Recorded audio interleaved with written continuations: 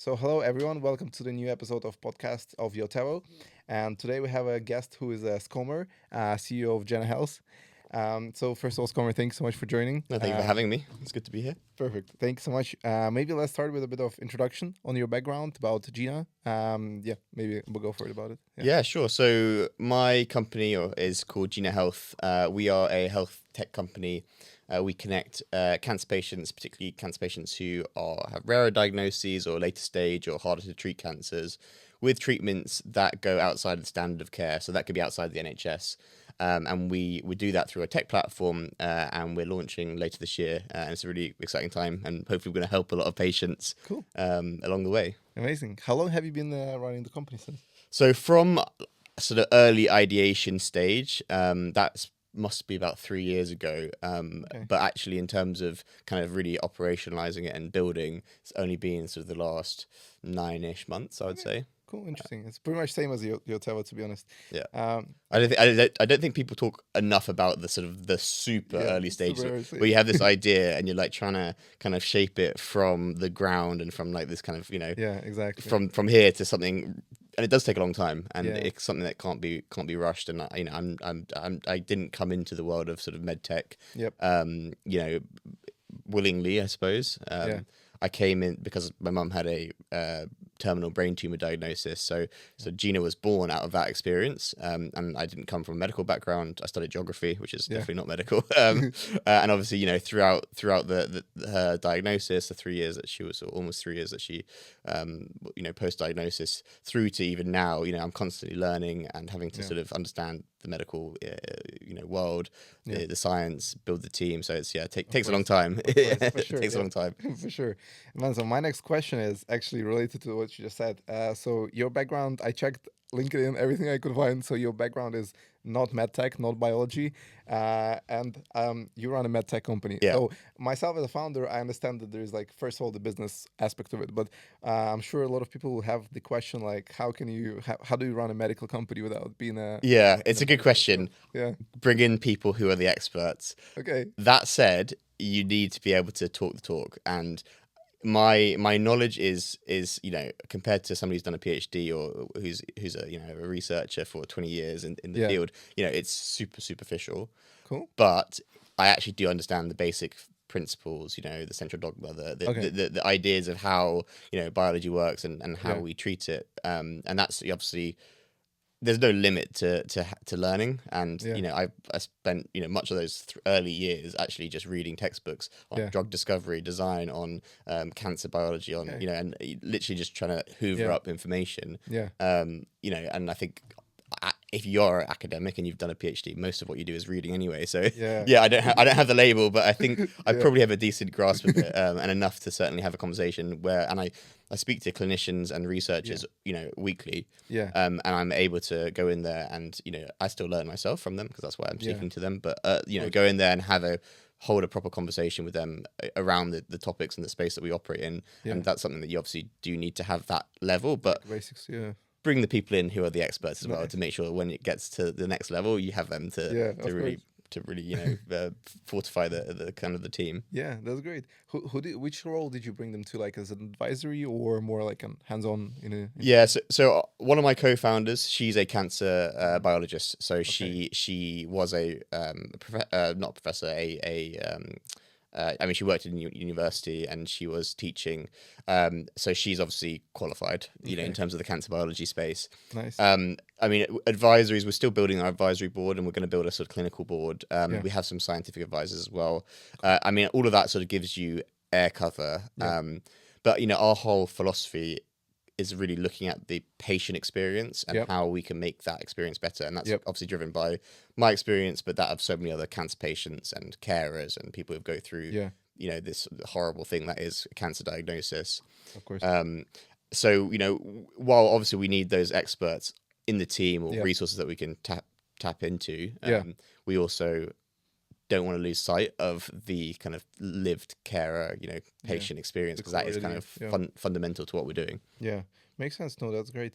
Can you share? So tell a bit about more about your product. So what is genomic sequencing, and what is the how it can be applied for post diagnosis?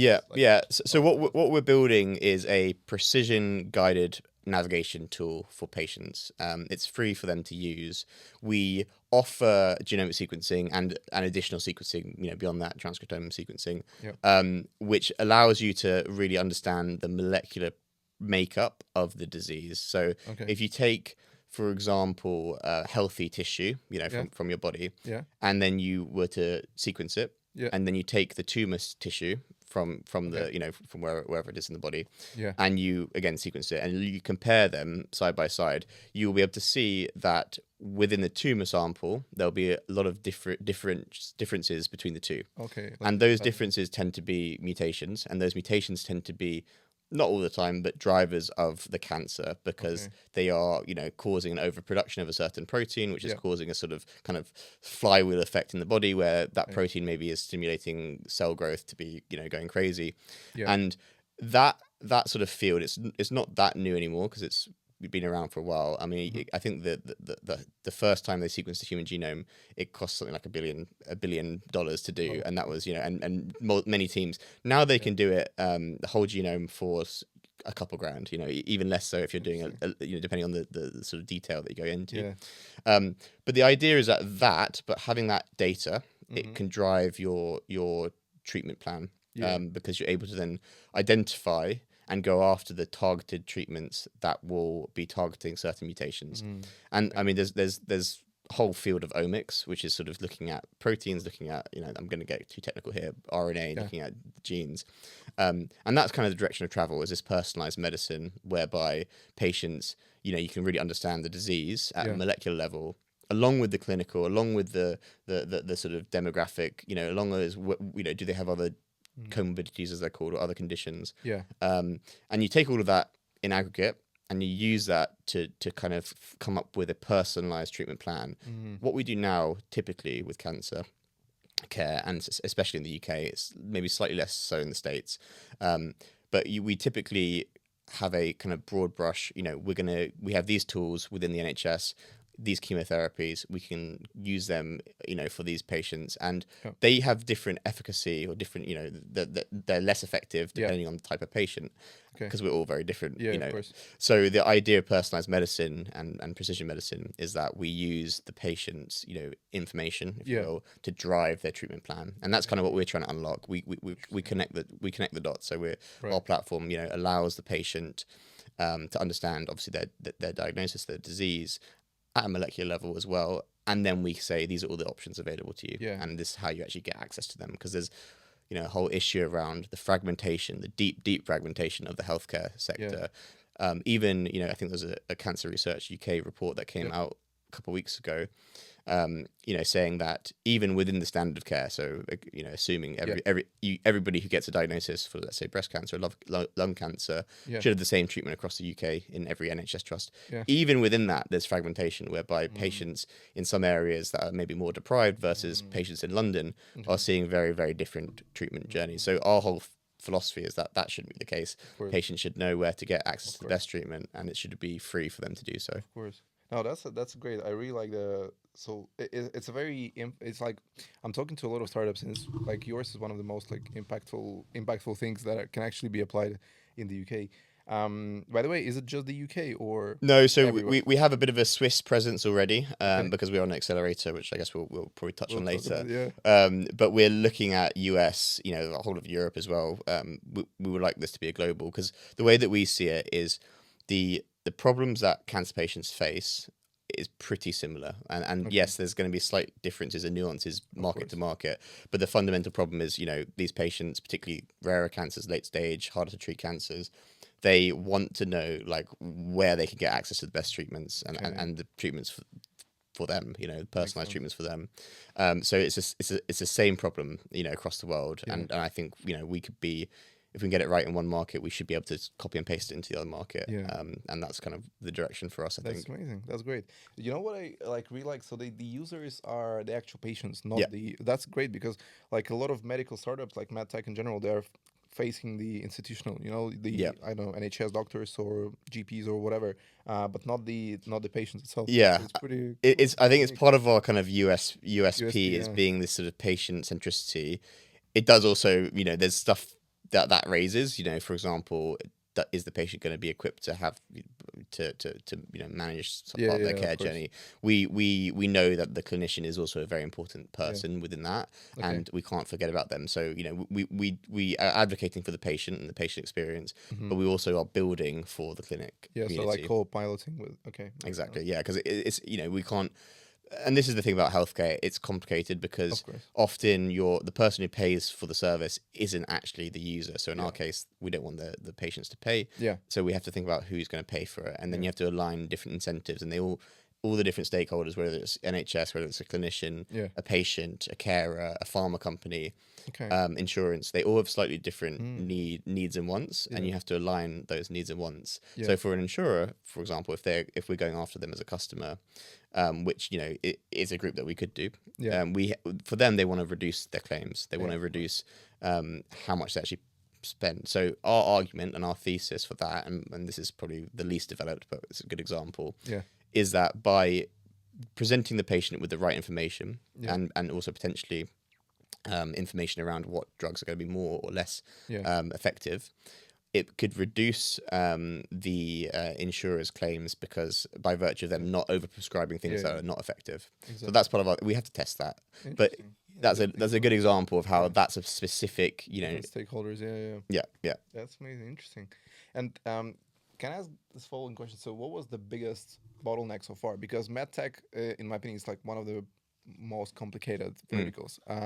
It's super complicated. It is, yeah. I don't know why I didn't do B2B SaaS now. I wake up, I'm like, I should have just done B2B SaaS. No, but this one is more interesting than SaaS, more impactful. So what was like the regulation is the main bottleneck, or is it like something else, maybe access to, I don't know. Yeah. Something else? I mean, it's where do we start? How long is a piece of string? Regulation is huge. And we spent probably a year actually doing research, most of last year doing research on what constitutes a medical device.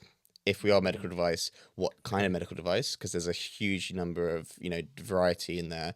Class 2B, are we going to, what route through would it be? What's the cost of actually getting a medical device? We've made the decision and we've taken sort of the professional and legal opinion that we won't be. And there's a good rationale because we're not actually making recommendations to patients. What we're doing is more of a search and a match based on their profile. So it's almost like expediting that search. It's kind of like an agentic AI without throwing around that kind of buzzword. But it's kind of doing a bit of that whereby we streamline that search and then we make it much easier for them to connect. What we're not doing at this stage is saying this treatment's going to be the number one of all of the 10 treatments we found for you. This is the best one for you to go through. We'd like that to come later, but the cost of becoming a medical device is about 100K. Really? Yeah, and it takes about a year. So it's super considerable. So for us, we can now launch. We can go to market. We can obviously continue to validate and test the business model, and start helping patients without being a medical device. Obviously, if you go down that road, it's a whole different story, and it's complicated. So for we're parking that for later, and for good reason. Exactly. Part of what we are doing as a business and will be doing and is obviously data. Data is important, and we're going to be collecting and building a real world database of patient journeys. So as they come through the platform, we connect them with treatments. We should and we will be able to then understand the journeys that are more or less effective for them and better. And we want that data to be the foundation for when we do start making recommendations, and that will then form the basis for sort of a next phase of growth. I'm talking a couple of years down the line when we have enough data to then sort of constitute making out and out recommendations, and we then go through the medical device pathway. But it's a complicated space, and we spent a long time researching it. How is the getting to the right people in organizations? Was it like okay, or also like pretty challenging? I mean, I think that's also challenging, and particularly not being a medical founder, not having necessarily as many connections and network within the space, and it's something that we're still working on, and we will continue to work on. What works actually quite well, has been working quite well to get conversations, because I've been speaking to a load of clinicians, is just saying, I'm researching how patients navigate between the different kind of care parts, and I want your perspective. And actually so far it's been an interesting way to get in, because more often than not they say, I'm willing to have a chat with you, and clinicians are probably the busiest people in the world. They always, they're incredibly busy. And that seems to be quite a good way to start building the relationships in sort of longer term. And we're not yet commercializing the platform, but we are trying to build connections and also learn. I think for us that's crucial to to learn. And I mentioned sort of you can't forget about the clinician as a stakeholder. So being able to understand from them what their issues are and their pain points are, and for them it's often having an informed patient who actually kind of knows what to expect and knows what treatments are out there, but not bad treatments, not the crazy kind of pseudoscience things, which so often they will come to their clinician with, because clinicians I think spend on average about 15 minutes per patient per like consultation, and they can do multiple throughout the day, so they like, it's super busy. And the less work, and if we can streamline their workload, the better, basically. Of course, that's interesting. Okay, great. And I guess security is a big case also as well, like data security. Yeah. So we just got our ISO 27001, which is the sort of data security standard, as our first kind of thing that we want to probably SOC 2 eventually. And but we're dealing with special category data through GDPR, which is medical, particularly genomic data, which by its very nature is the most sensitive, because it's unique to all of us. Of course, so we've been trying to, and again, all of these things, it means that you move a little bit slower in the early stages, but you build the foundations, because it means the principles that we're building everything on is on the highest level of privacy and security and consent based. The fact that we'll use this data, but with the patient's consent, and they know how we intend to use it. We're using it to help match them to better treatments for the recommendation engine when we start building it. But also it's part of our commercial model to commercialize that data with pharma companies to help further drug development, drug design, clinical trial design as well. And ultimately that will have a benefit in the long run for patients. And all the patients that we spoke to, pretty much 99% of them are super altruistic, and if their data and their journey and their experience can help other patients in the future and maybe themselves, they're more than willing to share it. But that said, data security, GDPR is super important for us. Less so for them, but for us it's super important. And the thing I always go back to, this is something that really is part of the sort of synthesis for Gena and what we're doing, and it goes back to when my mum was diagnosed with cancer. We were amazed at how often the treatment pathway that you go down when you've gone through the first and second, maybe third line of treatment within the NHS, for example, which is sort of mapped out for you, but when that is exhausted, so often the treatments that you then go after, if you're able to navigate it, is serendipitous based. So serendipity plays a huge role. You've happened to have a conversation with another patient who's happened to have a conversation with this clinician and happened to get a treatment over here, or this clinical trial. And maybe the charity says, speak to these people. It's all driven by this kind of network of patients and advocacy groups and clinicians who are just word of mouth. And so often the patient journeys are lost to analogy within the doctor's office, so the doctor will say, we've had some success with this treatment option, this might be more experimental. So for us, we're like, this is where the data comes and plays a really important role, where if we can capture that in a structured database, it becomes really, really valuable from the patient perspective, for the commercial perspective. And that's, was always a core foundational principle for us. Yeah, interesting. Perfect. That's thanks so much for sharing. So I think my next one is on the fundraising bit. So fundraising for medtech. Fundraising's hard. Fundraising's hard. And for medtechs it differs a lot, because it's usually either huge rounds, because a lot of things go like the spendings into medical devices, as you said, and there are way less VCs who are open to that. And in general, I think it's different from the. I would say. How was your experience? Well, I think we're still very much living it. So we've started kind of I mean, also the terms like angel round, pre-seed. it's all kind of blurring into one, to be honest. And it slightly depends on sort of, you know, how successful we will be. But we've been raising 3 angels, and we've, you know, raised a decent amount. But to really do what we need to do, we got to move to our sort of pre-seed. To do that, we probably go down venture. But to get venture, we probably need to be a little bit more progressed. A lot of it's chicken and the egg based, kind of. So we're using what we have, which is, you know, enough to get us through, you know, for the next 12 months, whatever it may be. Obviously to sort of, and taking the feedback from the investors. But I think part of gone are the days of sort of 2021 where there was a lot of free flowing capital, interest rates were low, and people were just throwing money into projects. And now they're much more, you know, conservative and interested in early monetization. That's really difficult in healthcare, for all of the other, you know, all the reasons I mentioned, regulations, the sort of the payer model whereby you have, you know, the patient often isn't the payer. So it's not as simple as going to a company and saying, you can buy my software for, you know, a license per month. You know, we have to think about who's the stakeholder alignment. So the current climate doesn't lend itself to medtech, I would say, in general. I mean, obviously this is a slight generalization. It's not the case for every medtech company, because some of them obviously do offer direct to patient stuff or you know, offer a medical scribe for a clinic, and that's a more, you know, straightforward transaction. Ours is a bit more complex.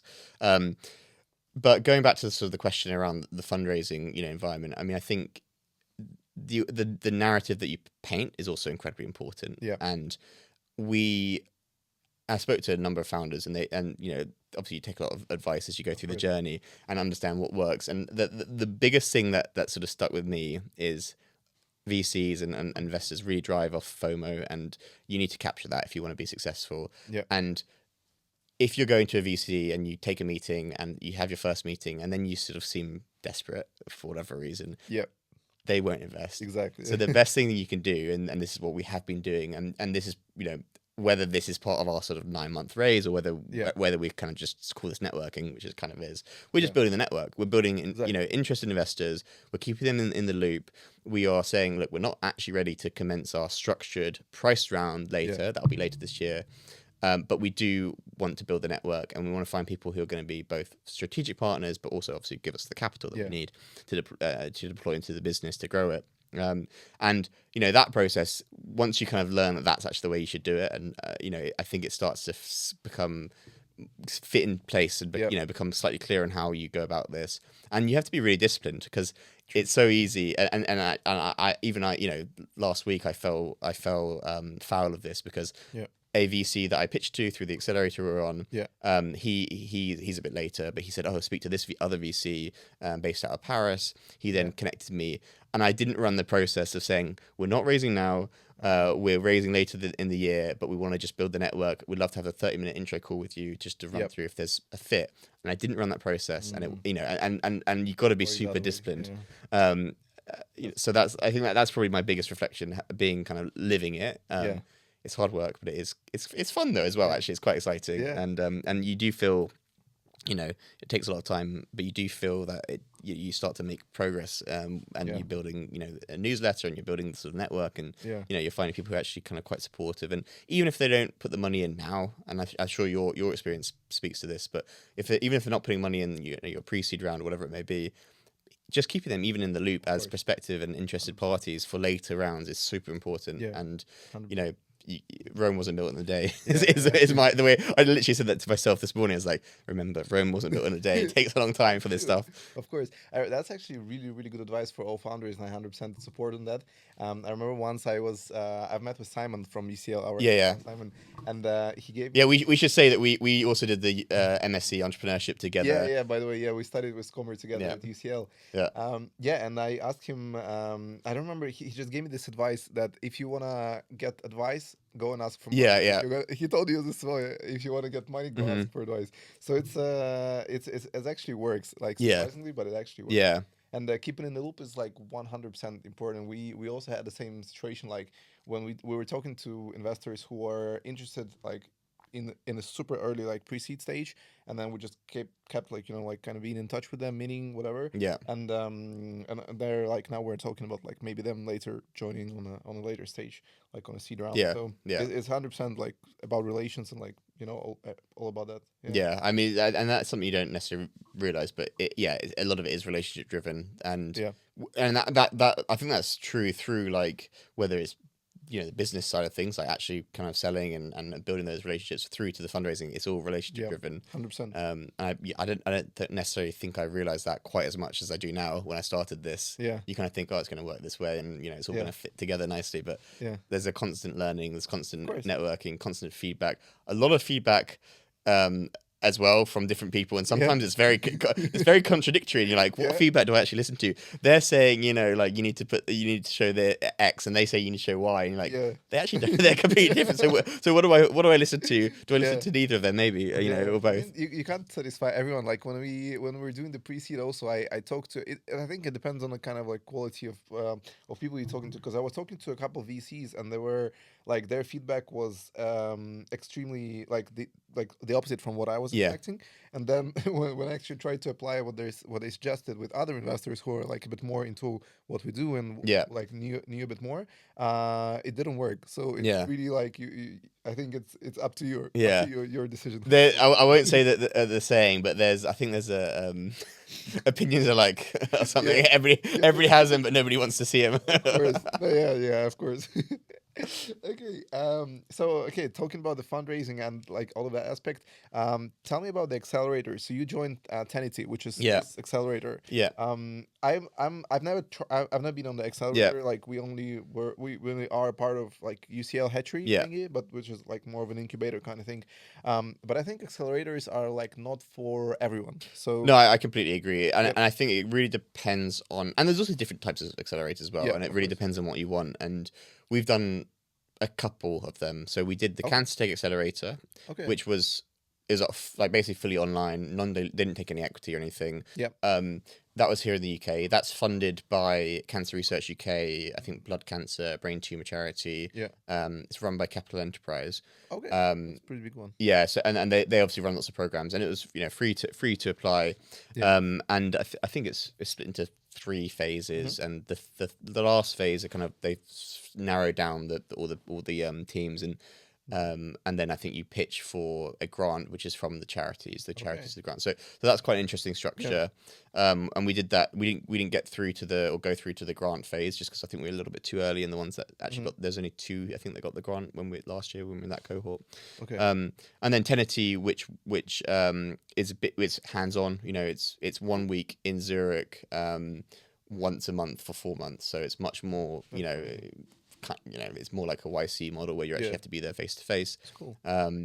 I think for Tenity also there is a very small percentage of people who actually gets in, right? Yeah, so I think that for this cohort, I think just under 2% actually got accepted. So they had something like 600 applicants and like 8 or 9 companies through, something like that. That's amazing. So it's it's super competitive, and all through Europe. So we're the only UK company on it. That's cool. We chose Tenity. I found actually just because we wanted exposure to another market, and obviously this is the other thing about healthcare is each market has quite different dynamics. So the UK is totally dominated by the NHS with a smaller private sector, although it is growing because of backlogs, etc. Whereas Switzerland is a bit more like the US in that it's insurance driven. There's mandatory insurance that everybody has to have, but then that you can get additional insurance, and that does determine a lot of your care. And there's public hospitals, but there's also a lot of private hospitals. So it's much more US like, and our thinking was, well, we know we want to not just be in the UK, we want to grow. It's probably a good place to think about being, one, because there's more capital there. There's more capital in terms of investment, but also in terms of the clinics that we would ultimately be selling to, and lots of pharma companies. So it makes sense to try to build a presence, and if we can test the model in a market that's a bit more like the US, which is the crown jewel, it's the biggest market in the world, it means that we can kind of understand, does the model work in different geographies with slightly different healthcare landscapes. So it's been really good. We've done the 3 weeks of the 4. We got the last week culminating with a big demo day, which should be good fun. And it's some stuff is stuff that we've covered. I've covered in other accelerators and programs where it's talking about how to build a data room, but a lot of it's actually quite a good refresher because you can't forget. But they also have a lot of exposure. So they have partners with, I think, 36 biggest hospitals in Switzerland. And, part of the traction is obviously that you tap into their existing network. And all the accelerators have been great for that. So I did a talk at Cancer Research, at the Crick Institute, which is one of the big biomedical research institutes in the world, last month. That was through the Cancer Tech Accelerator. They invited me. I was one of the speakers there, speaking about our approach to sort of personalized medicine. That was funded. That conference was a Cancer Research UK conference with the Crick. The Tenity program, obviously we've got all of their network, their hospital groups that we can hopefully tap into, and we'll continue to sort of leverage. So, you've got to understand, go into it, going back to your original question, go into the accelerator. What do you want to get out of it? Yeah, exactly. Often it's network. And again, for a non-medical founder, didn't have that a massive pre-existing network. It means that you can leverage that. And as we said, so much of this is a sort of network effect, whereby the more people that you can speak to, the more connections you can make, more by and large, those people want to help you. And that's been a huge benefit. I mean, we're still, it's an ongoing thing as well. It doesn't ever stop. And so it's, I think, knowing what you want to get out of it, and obviously understanding what they want from you, is a big thing. I think they're also staying in touch after the program, right? Yeah, so they're in touch, they're helping with the network. That's extremely useful. Yeah, and I should also say with Tenity, when you do your price round, I think they can put in $250,000 and they reserve another $1 million for subsequent rounds. So they do take a bit of sweat equity as well, I should say. But it does also mean that you have a potential investor as well. They don't lead, but they can come in at later rounds, which is always a good thing to have, because the more investors that can come in, of course, is potentially a good thing, because you're building a bit of a marketplace around yourself, and you want to own that marketplace. 100%. That's the same as we saw, like when we had the kind of letter of intent from the lead investor. The other ones were kind of like coming they kind of draw to you. Exactly. Okay, interesting. So my next question is actually unrelated a bit to what we do at Yotewo. So on early, first of all, so you are not technical founder as well. So not medical tech, not technical background. It's no. So I should give a bit of context. So there's 3 co-founders. We don't have a tech person. We do have a scientist, and then our other co-founder, he's come from the NHS, but he's not clinical. But he's really sort of operational person, which is, again, with healthcare, there's a lot of operational elements in it. So he sort of runs that. So we actually are just bringing in a CTO now, which is good, and actually that's probably some of the advice some of the investors we've been speaking to, has been most valuable. And we kind of knew that anyway. So bringing in a CTO to really drive everything forward. But we've gotten to a point where we're going to launch our sort of MVP in the next month or so, without a CTO. So it obviously shows that we kind of got it this far, but we're now at a point where it needs to sort of accelerate, and I don't really know how to project manage development stuff. I've learned quite a lot having done it now, but actually having somebody who knows what they're doing is probably going to benefit us in the long run. Yeah, exactly. That was my question. So can you walk, for the audience, can you walk us through a little bit? So how did you, without the CTO, without technical background, how did you approach, because you started, you were hiring technical people pretty early on. How did it go in general? I mean, in terms of hiring, I mean, again, we had a little bit of interesting sort of story, because the first money in for us was actually grant money from UKRI, which was the innovation agency that does the grants in the UK. And we got a small grant of £15,000, so it wasn't a huge amount, but enough to kind of start doing some research and building something. And that's what we kind of used up in the back end of last year. Plus, and then also bringing it, so we also had a grant from UCL, which I can't remember how much it was, but it was a few more thousand. Was it from the hatchery? Yeah, from the hatchery. And that had to be paid to a UCL intern. It couldn't be paid for anybody. So we kind of had these resources, and I should say also the UKRI grant was a bit. There was conditions on that as well. We had to spend it with UK entity, and they're also a bit weird about subcontracting, so that was a bit complicated. So we actually went to you to bring in a front end dev. We had done some of the back end dev with the intern from UCL. So we kind of had these and this is before we had raised any cash from investors, I should say. So we didn't have many resources. But it kind of having this kind of mix of stuff was bit messy. We could have probably outsourced the whole thing, to be honest. But actually, I think I wanted to learn and I wanted to understand how to do this. And you kind of only learn by doing, even though it was a bit messy. Now things are a bit smoother. We've got a full stack dev who's sort of working through and obviously finalizing the kind of the build. We have a computational biologist who's been helping Passana, one of my co-founders, build this sort of algorithm piece that drives it. And then obviously it's just conjoining the two together. But I think also when you talk about product stuff, it's important that the product, I think, starts from the first touch point with your potential user as well. Of course. And so you have to think about this product beyond just what you're kind of selling, if you will, and through to how you're marketing it, how they are finding you, website, lead magnet. And actually, I think, often we can think of them as quite siloed, but really it should all be just together.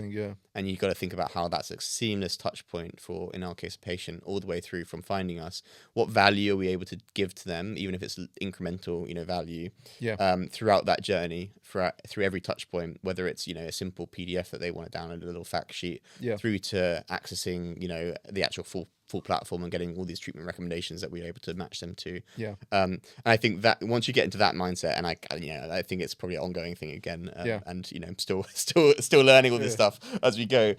It's important to you start to sort of think how we actually consolidate these different tools that we use and the product and the tech stack and all this stuff. And it kind of goes, I guess, even beyond just having a developer. So you do have to kind of, I guess that's more my job as the sort of CEO and the leading the company from the strategic side of things. Is thinking how you join all these different elements together to make a seamless experience. Of course. What is it that, like, in terms of the people that you bring into the company, whether it's like developers or not developers, what do you look out for in them, like as a people? I mean it's a good question, and I should say we've had some bad, but already, like, people that hasn't worked out, and we've had to sort of part ways. It's like not a huge amount, but it does happen, and I think it always will happen. You end up bringing people in, and you don't have aligned incentives. So it is really important. I think we're still learning, and I'm sure there's more processes. I mean, I think at the early stage, it's probably a lot of it is gut feel and just sort of seeing. Do I get on with this person? Do they get behind the vision? Are they a missionary or are they a mercenary? And if they are one of the two, you obviously need to just think about how is it the mission that's going to really drive them, or is it the fact that we want to be a big company and make a lot of money while also helping people? So thinking about that. I mean, I think in terms of if we're working with contractors, just do they. How do they approach the problem that we're setting out, and how do they break it down? Obviously, cost is a factor as well, and just and probably speed of execution is important. True. So I think and it depends. Is this person going to be there for a smaller period of time, or are they going to? Do you see them being a partner all the way through to exit? Hopefully, so it does slightly depend on who, what kind of role they are that they're doing, and where you see them in the long run. I think. Take your time. I think take your time with the co-founder piece. That's always the biggest thing that I think investors and possibly the biggest thing that kills companies is co-founder breakup. And I think maybe not rushing into it just for the sake of having a second or third co-founder. I think having co-founders is really great because it's hard. It's like I couldn't imagine doing all of this as one person. It's impossible.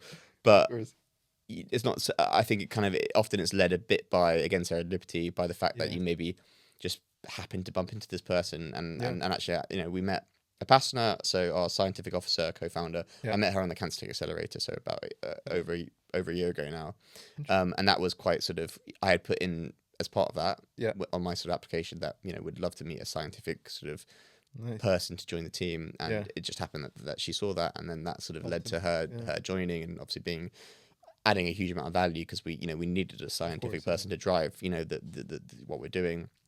Rob I knew for a longer period of time. He was actually sort of a friend before sort of doing this, but as part of my dissertation research at UCL, I interviewed him. He was working at NHS at One London, which was the shared care record, so responsible for connecting we're in Whitechapel right now, but connecting sort of, a NHS trust in, Yeah. let's say, Homerton with Whitechapel, with Imperial, with UCLH.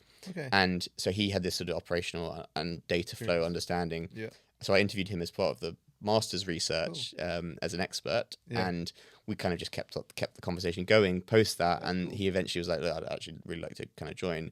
So I'm sure I'm sure your experience with your co-founders is like similar, whereby it kind of just happens to be serendipity. Yeah. I don't think you can necessarily search for a co-founder. Yeah. It kind of just happens, but obviously you kind of know where your blind spots are, Yeah, exactly. and how you can fill them. So that's kind of, I think. Yeah, exactly. I see sometimes on the founders chats, like they put a message like, looking for a co-founder to join. Yeah. It's like so weird because it's such a, I always like say, it's like a marriage kind of thing. Yeah. You go with this person for like years together, and it's very interesting. And I 100% agree on the gut feeling aspect, because I remember when we just started getting the first front end devs for you. I remember there was such a huge like difference with the ones that you with the one that you liked and the ones that were not a good fit. And, I think same happened with the full stack guy. With the full stack that you guys found for us. And it's always taking a bit of a risk when you're kind of bringing somebody into your organization. You don't know exactly how it's going to pan out. But I think at least at this early stage, until you have the ability, and I mean ability in terms of like time, resources, HR people, to actually kind of processize things. I think at the early stage, a lot of it is a bit of gut feel. It's a little bit of, maybe trying to see if they'll work. I mean, less so for contractors, but for sort of co-founders, are they willing to sort of work together before we commit to it fully? Exactly. Yeah. Slightly de-risking it, but it is a lot gut feel. And I think it's like a marriage. How do you perform in the good times? How do you perform in the bad times? Are you building a culture and environment whereby mistakes are okay, as long as we're not making them repeatedly, and as long as we're learning from them, mistakes are okay, and not having one person shouting at the other, and this kind of tension which bubbles up, and I think that's really not good. It clearly is not good. Of course. So building that culture whereby you can raise things, you can raise concerns, or if you have a problem with something I said, let me know, because then at least we can sort it, as opposed to sort of letting things bubble up and the tensions build. So I think that's also really important. I guess that's the longer term view. I agree, 100%. I also think that the good indicator is, because obviously every founder before raising any funding, they just don't get any money from the startup. They just spend their savings or whatever. And for me, the huge indicator of whether the other co-founder is ready to commit without getting paid. And even if it's like more of a signal, we will have to eat, at the end of the day. But even if it's a signal of that they've put something in, whether it's cash or it's time, they're taking a pay cut, or they've gone full time, obviously. So all of these things are, I think, show that commitment side of things. And I think it is important because it's just, you got to know that we're all in it in the long run. Exactly. 100%. Okay. Cool. My next question is quite general but philosophical. So here we go. What's been the hardest decision for you personally as a founder so far? That's a hard question. Hardest decision, or I mean, I guess starting a company is probably the hardest decision. leaving kind of the comfort and I mean, that said, because mine was driven by this horrific experience of losing my mum to brain tumor, and seeing her losing the ability to walk, losing the ability to have agency, and going through this and be like, fuck, this is tough, and I'm sure I'm not the only one. So for me, I was always like, I'm going to build something to help other patients. That was always something that, off the back of that experience, I was like, I've got to be able to use this and find a silver lining. That said, it's always difficult to be like, when am I going to commit? When do I leave my job? When do I, when am I going to take a salary? And how long do I have personal runway for? All those things are quite tough decisions to have. How am I going to pay my bills? I guess a lot of them are a bit money driven. I mentioned the sort of the team bit, when somebody leaves and it's maybe not amicable. That's quite tough. And you do, as a CEO, that is your responsibility ultimately. Unfortunately, I think, I mean, love him or hate him, Elon Musk, he does say some things that are good, some things. But he said, like, I think why do you want to be a CEO? Because all of the hard decisions end up being your ones to make. Exactly. I mean, so I think, hard decisions to say this is time to maybe not be working together, and the other person doesn't take it so well. That's tough. That is a hard decision. That's tough. I agree. When that happened, for the first time, I'm sure not the last time. Last year, end of last year. Yeah. I mean, I think for 2 weeks, I was like, this is like really shitty. Bad experience. I just moved into a house as well, so that didn't help. And I was like unpacking, and I also got like the flu at the same time. So I was like triple crescendo of like kind of shittiness. I was just sat there like, this just isn't ideal. But yeah, you kind it's unavoidable. Like this is something you need to kind of get used to do. You get resilience, I think, to it, and you kind of like, okay, well, it's for the good of the business, and for the good of long term. This wouldn't work out anyway, so it's better to do it sooner rather than later. Of course, I agree, 100%. Yeah. Okay, cool. That's a good answer. My next question is: so you are also part of the hatchery. My question is like in our business, the community plays a huge role because like we work with startups, so it's like it's a huge community. What about Gena? Because it is institution kind of facing business, but I think still. Well, I'm asking whether the community is like playing the role. Yeah, I guess there's different ways of kind of cutting that question because for you guys, part of your like go to market is also building a community around sort of startups and VCs, and so it's like it's a no brainer. I mean, for us, building a patient community is really important. Exactly. Yeah. But I mean, I think from a more sort of operational business perspective, building a community of founders for us, for me personally, it's been really useful because they are able to open doors to their investors or their stakeholders. They're able to share pitfalls and problems they've had, a bit like we'll be doing today. So that's been super important. I think the hatchery has been really good for that, and obviously the sort of the whole UCL ecosystem. Tenity, Cancer Accelerator. I'm still in contact with all those guys, and they invite me to do things and do talks. I'm speaking at the Cancer Tech Accelerator's new batch, and I'm doing like a fireside chat with them in like 2 weeks or something. So I think fostering all those relationships, and we talked about it, like it's such a network and relationship driven game, both from the fundraising through to the business development. Everything we do is as founders is network driven and business driven, relationship driven.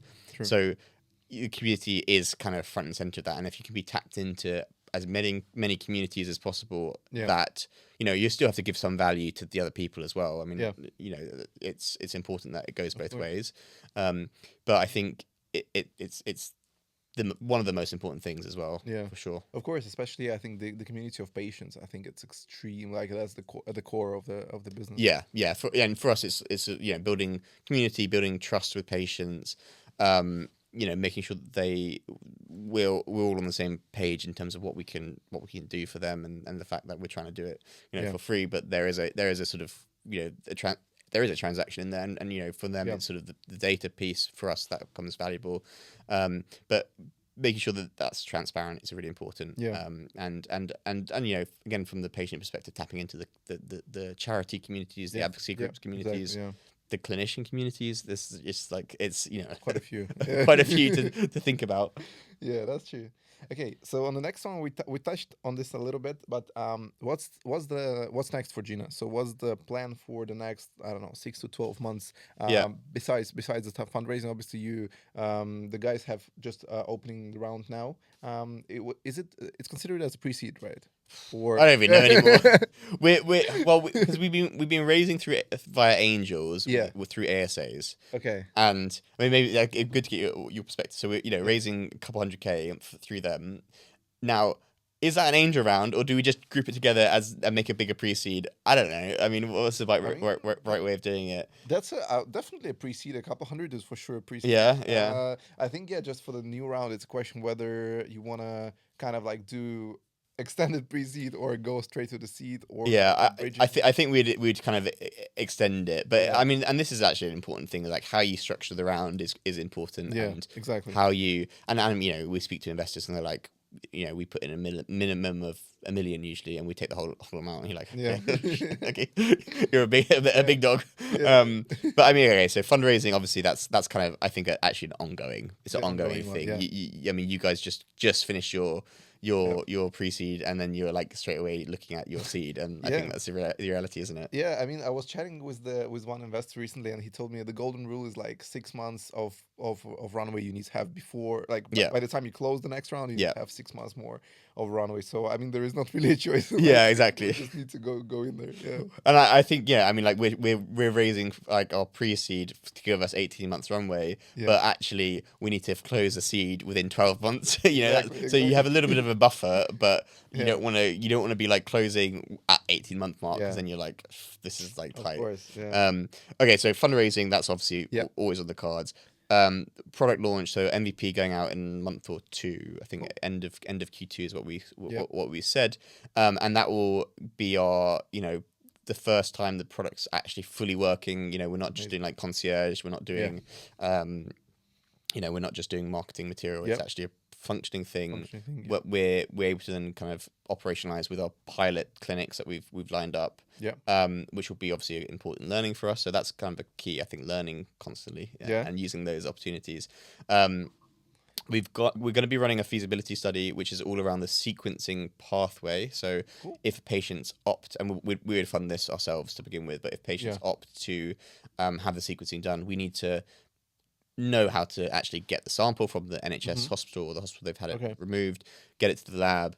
The data runs through it gets created in the lab, then it runs through a pipeline, and then we present the pipeline back to the patient. So that is a pathway that we have a good, academic understanding of how it works, but we need to know in practice. So we'll be running a feasibility study later this year as well with real patients that we subsidize and cover the costs for. And then I think it's going into full kind of commercial mode thereafter. So pilots have done with the product with clinics, and we're sort of able to show the value and learn from them and understand the things that we probably don't necessarily fully understand right now. Done the feasibility study, so that whole sequencing pathway.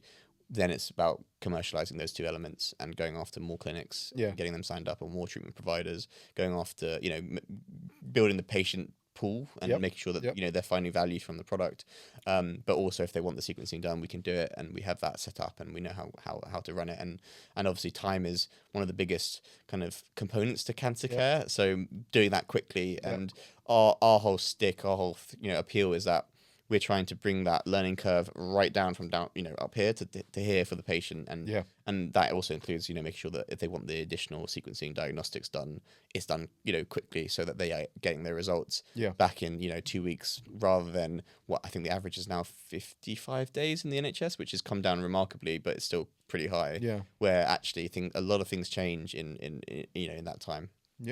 Okay, so a lot of work for this year. A lot of work. It doesn't really stop, to be honest. The work. Okay. I mean, we're filming on Easter, the bank holiday Friday, Easter weekend. I mean, I've just spent the whole day working. Same for me, to be honest. From the morning today, I'm working. So I managed to go to the gym for half an hour, but the rest of the day has just been working. I had a little lie-in though, to be fair, but same. Okay, cool. So the next one is quite related to what we just talked about. So what would be your milestone, a signal of success at Gena? So what what do you aim to achieve here? I mean, I think our North Star metric is number of patients that we've able to direct to treatments or different pathways or clinical trials or whatever it may be. And it, that number, the thing that we like to say, and I think it is really true, is that the more patients that we can help, the more value that we can provide back to them, because we're obviously building this database that will eventually make the recommendation, make them proper recommendations rather than just matches. But we also then obviously build commercial value, and we can deliver that to our stakeholders. So we thrive from scale, we thrive from this flywheel effect. But ultimately the thing that drives it is how many patients we can get through our doors and we can help, because that then drives the whole rest of the model. And we have this sort of network effect model. And that's our North Star, 100%. I mean, obviously, revenue and everything is important, but I think for us, it's all about patients helped. That's amazing. Yeah. That's great. Okay, cool. And so just the last wrap-up question. So there are, I see recently a lot of speculations on the future of medtech and how Yeah. the AI will implement it. Yeah. All these memes when like doctors sit and they're like have open AI on Yeah. the Yeah. asking for symptoms. But also, of course, I understand that there is a huge Yeah. potential. What's your take on like the future of medtech in the Yeah. next, like, I don't know, 5, I 7, mean, 10 it's a years? it's a big question actually. To your point about the ChatGPT, I Yeah. actually had an investor, and one of their questions to us was, "What's going to stop a patient putting their details into ChatGPT?" Yeah. And I was like, "Look, the reality is, yes, they can do that, of course. And actually, in some ways, it's good that patients are doing that because it Yeah. shows that there's an appetite to have more control and ownership over their That's true. patient That's true. experience." Yeah. But with that, there's a lot of risks because they hallucinate. Of course. Of They course. that you don't want them to have bad information. So I was saying, if there's a service like ours which is pointing patients in the right direction with the Yeah. right information, because they actually are really willing and they're like high intent kind of users. Yeah. They obviously have a disease and they want a treatment and they want to live. I mean, Yeah. that's the kind of the most innate human reaction Of is course. living. And Yeah. so I basically said to him to that, and I think that is the direction of travel for healthcare. We're seeing like, is it Gena Health or the Daniel Ek startup where you have these like £300 body scans. Like that's obviously something that people are going to these clinics and they're doing it themselves. So I think AI is going to play a massive role. Yeah. It's going to be used as a tool. I think the clinician and the humans always need to be in the loop because of the risk of AI, basically producing incorrect information. And part of our model is that the clinician is always in the loop. Yeah. So there's no way a patient just says this is a treatment and then I'm going to get it and then they get something in their arm and there's always a clinician in the loop. Yeah. And I think, but fostering that kind of patient empowerment, where they take more ownership of their of that journey. Yeah. And I think patients want ownership of that journey, I should course. say. That's the direction of travel. And moving away from this broad brush kind of approach to medicine where it's a one size fit all, we're going down personalized medicine route. And I mean, there's issues around that, obviously, because it becomes more expensive, and the reason we do this broad brush approach is it's cost benefit analysis. We know that we can help X number of patients with this cost, and that's literally how NICE, which is the body in the UK that approves treatments for use in the NHS. Yeah. That's literally how they do their calculations. Okay.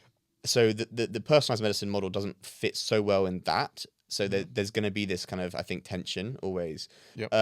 I'm always going to advocate for personalized medicine because we did it with my mum, and she lived. I think the average diagnosis for her disease was 14 months, and she doubled that.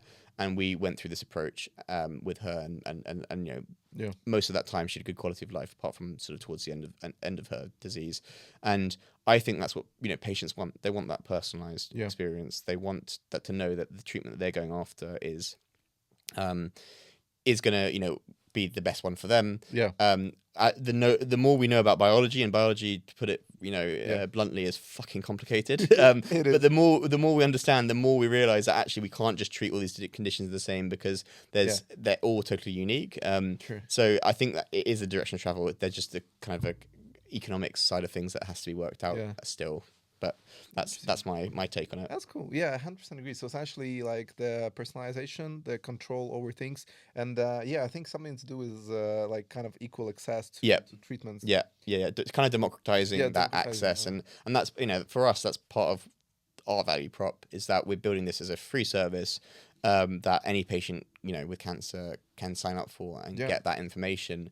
And that doesn't really exist in this format right now. And we're not selling to hospitals individually in terms of like this is a tool that you can offer to your patients. We're making it free for all patients. And obviously we will be selling to hospitals as well and clinics and stuff, but it's a slightly different model from just saying this is a tool that your clinicians and your hospital will be able to use with your patients. We're trying to make it much more accessible, and that also sets us apart from the competition because they go down that other model of big sort of enterprise level, contracts to sounds corporate. Like to these big hospital groups, hundreds and millions of dollars worth of contracts. Whereas we're like, fuck that, let's make this kind of accessible for everybody and personalized for everybody. That's a good approach. I agree on that. Okay, cool. I think that's about it. So yeah, guys, Gena Health is super exciting project. I'll leave all the links and all the descriptions in the description. Yeah, all the links in the description. So yeah, the Gena Health are currently doing the round. So if anyone's interested, I'll definitely leave Skomer's LinkedIn. Yes, and, whatever is needed. So it's a great opportunity to take part in such a huge, impactful project. Yeah, and Skomer, thank you so much for coming. No, That thank was you. great This is having you. my first pod as well.